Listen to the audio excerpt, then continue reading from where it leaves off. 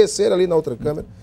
Eu tenho o prazer de receber aqui em nossos estúdios o ministro do Superior Tribunal de Justiça do STJ, ministro Adilson Macabu, aqui à minha esquerda, produção, por favor, e aqui à minha direita, Dr. Celso Rodrigues, presidente da ADPACRE, Associação dos Defensores Públicos do Acre.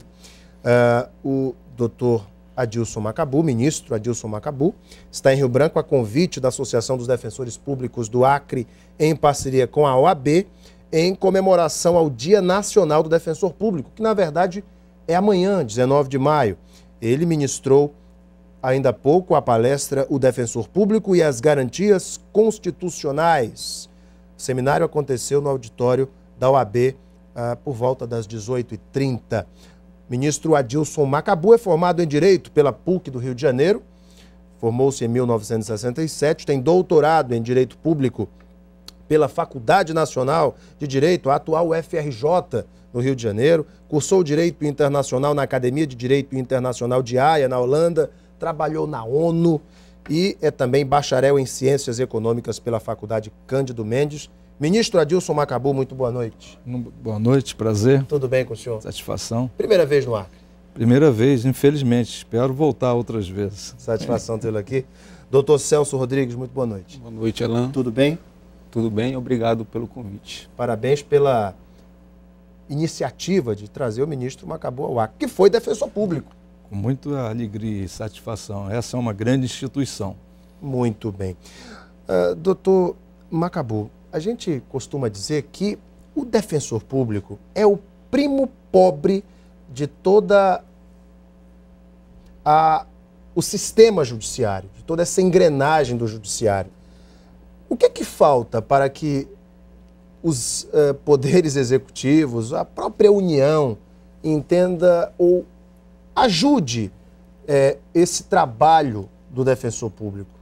Eu acho essa observação muito interessante, mas ela está se descaracterizando gradativamente, né, para a felicidade de todos, principalmente dos jurisdicionados.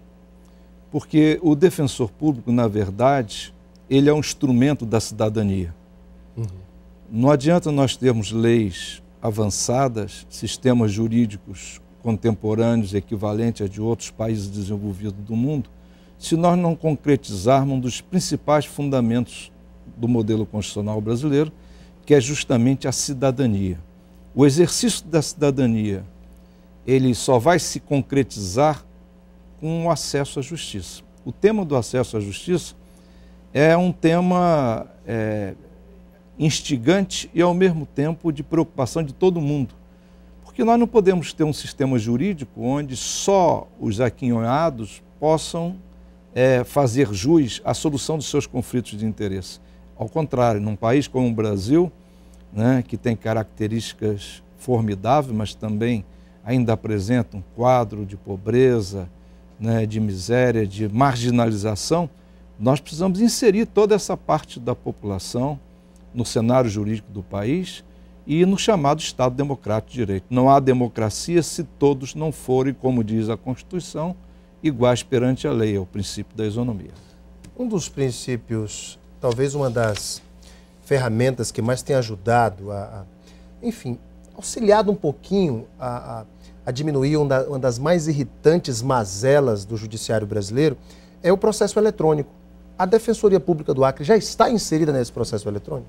Olá, a Defensoria Pública do Acre está tentando, né, se enquadrar no peticionamento eletrônico, né? Porque todas as outras instituições que já têm esse peticionamento eletrônico começaram a se programar muito antes. Então, só há pouco tempo que a Defensoria Pública do Acre começou a se preocupar com o peticionamento eletrônico. O Ministério Público, já há vários anos, vem se programando, a Procuradoria do Estado e o Tribunal de Justiça também. Então, a gente está com uma certa dificuldade, até por uma questão de burocracia, né, de tentar efetivar o peticionamento eletrônico no Acre. E isso acaba por atrasar o trabalho do defensor. Porque enquanto o Ministério Público e o Judiciário já estão todos peticionando eletronicamente, o defensor ainda trabalha com aqueles calhamaços. Trabalha e quem sai prejudicado é a população por isso, né? E esse processo, em que pé está hoje, até que se chegue ao peticionamento eletrônico também na Defensoria? Olha, alguns defensores públicos, se eu não estiver enganado, já possuem a certificação digital e o scanner.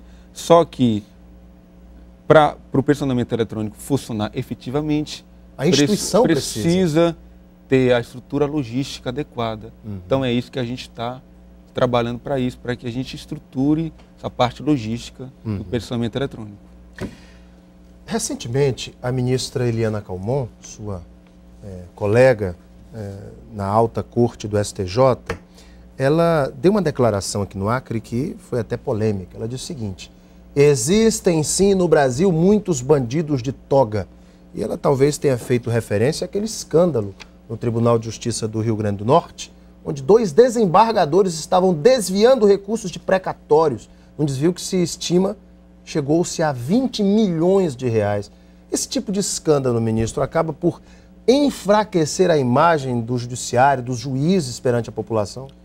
Isso é inaceitável, mas nós precisamos dar a dimensão adequada a esse fato.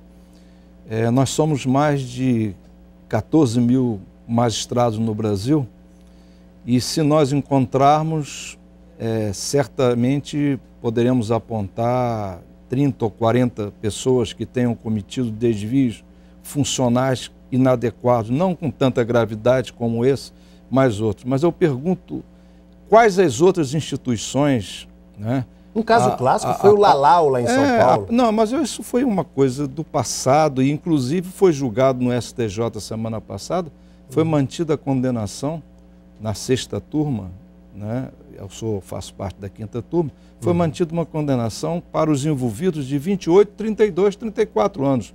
Não houve impunidade, né? Agora, no sistema constitucional brasileiro, os fatos têm que ser apurados.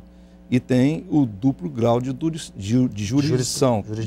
Tem que esgotar todos os recursos. Mas o que eu quero frisar, e não para defender o magistrado, mas se fizermos uma estatística dos membros de todas as instituições, eu acho que onde existe menos desvio é na magistratura e eu não conheço quase nada também na Defensoria Pública, né? Porque nós estamos, inclusive, com um caso importante agora, né? Como tivemos no Rio, um envolvimento há muitos anos, no caso do INSS, que tinha um juiz envolvido, um membro do Ministério Público também, e temos agora um caso em Brasília, que está tomando grande repercussão, né? Onde também noticia-se nas investigações iniciais a participação de vários procuradores. Quer dizer, então, se eu não me engano, o ex-ministro Márcio Tomás Basso disse o seguinte: é verdade que no judiciário nós temos o menor índice de corrupção, mas é o poder que também é menos fiscalizado. Não, eu acho que o judiciário hoje é o mais fiscalizado, porque a mídia dispõe, e acho corretíssimo isso, porque o judiciário tem que ser o mais transparente de todos, porque ele decide o conflito de interesse existente na sociedade, mas a mídia tem acesso hoje aos trabalhos do Conselho Nacional de Justiça. Né? Há fatos que estão em apuração que saem nos jornais antes do que qualquer indivíduo que pratica um crime, porque ele tem o direito à ampla defesa e ao princípio constitucional de presunção de inocência. Então, o próprio STJ, o Supremo Tribunal Federal, na nossa jurisprudência, que nós somos tribunais de precedente, nós só podemos imputar a alguém um aumento de pena em razão de maus antecedentes depois do trânsito em julgado da sentença condenatória. Por falar nisso, recentemente o próprio Supremo, doutor Celso Rodrigues, entendeu da eficácia, da validade do trabalho de controle do judiciário feito pelo CNJ, que foi inclusive questionado. O que o senhor pensa disso? O CNJ é uma conquista da própria sociedade e esse controle feito pelo CNJ, inclusive diante desses últimos fatos, por exemplo, no Tribunal de Justiça de São Paulo, a gente sabe que desembargadores corruptos, como pena, recebem a aposentadoria compulsória. Isso tem que acabar, o senhor não concorda? Isso é um fato que não é do desembargador nem do tribunal específico. Isso está na Constituição. A pena é essa. Mas não deveria mudar? Sim, mas quem legisla é o Poder Legislativo. Isso tem Quer dizer, nós precisamos analisar alguns problemas que acontecem na sociedade. Eu, há poucos dias, fui uma solenidade, uma entrega de uma medalha na Assembleia Legislativa, a ministra Eliana Calmon, e como eu sou do Rio de Janeiro, eu também compareci lá e usei da palavra e disse que eu, por exemplo, não tenho nenhuma preocupação com o CNJ. Eu acho ótimo o CNJ, porque valoriza o trabalho de 99% dos juízes, que ninguém fala no Brasil. Dos bons magistrados. Dos bons que tem que ser, mas ninguém fala, só concluindo esse raciocínio, claro, ninguém fala no Brasil que o judiciário é o único de todo mundo que mais julga processo. Saiu essa semana uma edição do Conjur, né, dos consultores jurídicos, consultoria jurídica, com a estatística de julgamento de cada ministro do STJ. Para que vocês tenham ideia, está lá, são dados oficiais, eu julguei 11.718 processos o ano passado como relator. A Corte Suprema Americana tem 9 ministros, que não são ministros, são chamados de juízes. No Brasil, que nós chamamos de ministros. É a cúpula do Poder Judiciário de um país importante como os Estados Unidos. Os 9 não julgam por ano 200 processos. Então é preciso reduzir esses exageros e dar transparência ao máximo ao Poder Judiciário e efetivamente dizer a coisa como ela é e não colocar rótulos em membro do Poder Judiciário. Eu, por exemplo, não aceito, vindo de ninguém, qualquer tipo de rótulo que venha denigrir a imagem do trabalho que eu realizo. Se um dia isso acontecer, que me punam, mas enquanto não existir essa situação, eu não posso ser comparado com ninguém.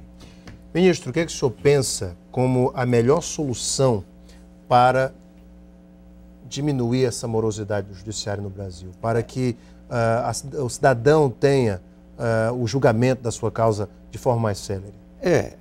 Justamente esse é um problema. A questão é muito simples e muito complexa. Mas como pode ser simples e complexa? É simples porque é fácil de entender. A partir da Constituição de 88, foram estabelecidos mecanismos de acesso à justiça. E um desses mecanismos mais importante e mais relevante do Brasil e modelar, que inclusive a ONU copiou essa estrutura de acesso à justiça, é através da Defensoria Pública. O Brasil demorou muito a organizar a sua Defensoria Pública. Eu fui defensor público durante 25 anos, por concurso no Rio de Janeiro. E me orgulho muito porque ajudei a elaborar a Lei Complementar 80, quando era ministro da Justiça, né?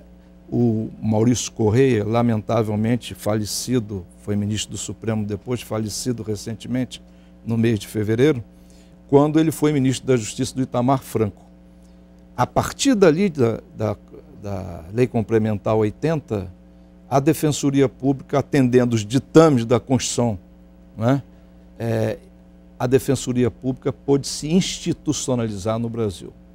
E, paradoxalmente, São Paulo, o maior estado da federação, só agora, há poucos anos, montou uma estrutura da Defensoria, porque quem exercia a Defensoria Pública em São Paulo era a Procuradoria do Estado, que nomeava advogado. Então, descumprindo, inclusive, uma norma constitucional. Eu falo isso porque, como lhe disse há pouco, em relação à magistratura, nós precisamos conversar de uma maneira simples para sermos entendidos pelo povo e pela sociedade, porque todos nós ocupamos esses cargos, mas o destinatário final é o cidadão. Sem dúvida. Quer dizer, então nós temos que aprimorar esse serviço. Num país como o nosso, nós não podemos ter uma justiça só para os ricos.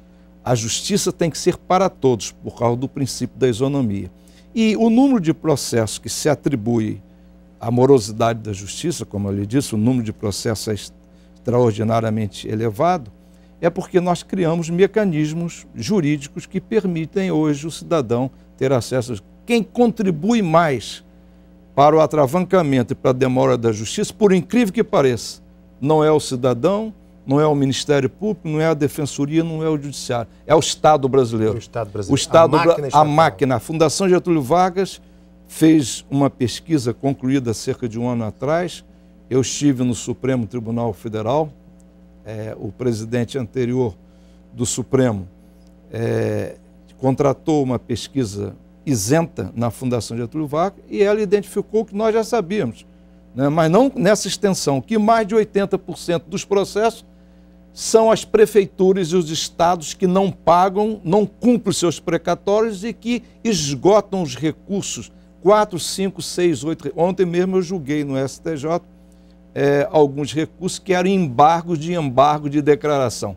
Quer dizer, nenhum país do mundo tem a quantidade de recursos que existe no Brasil. E isso, evidentemente, o juiz ou o ministro ou o desembargador no tribunal não pode mandar a pessoa para casa, porque a função judicial ela tem uma característica diferente. Por exemplo, se o legislativo não elabora uma lei, mas o cidadão acha que tem uma controvérsia jurídica que precisa ser solucionada e é um direito dele, ele vai ao judiciário. Sem dúvida. O juiz não pode dizer, eu só volto daqui a um ano, porque agora eu não posso julgar, porque não tem uma lei disciplinando essa matéria. O juiz tem que julgar, mesmo que não exista lei.